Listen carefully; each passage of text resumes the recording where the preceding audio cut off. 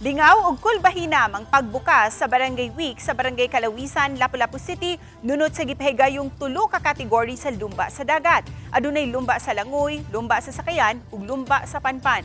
Ang lumba sa panpan mo ang paggamit sa styrofoam board ug tukon inay paddleboard. Matud ni Kalawisan Barangay Captain Arcilito Pejo, ang lumba sa dagat kabahin lang sa kutay sa mga kalihukan nga ilang giandam alang sa Barangay Week nga opisyal nilang gibuksan kagahapong adlaw. Dugang sa kapitan kay gidasig ang matag barangay sa Lapu-Lapu City sa taga-tourism office nga mumugna og kaugalingong festival.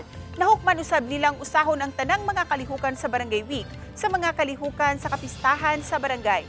Moabot sa 1.2 million pesos ang gigahin sa Barangay Kalawisan alang sa ilang socio-cultural activities karong tuiga.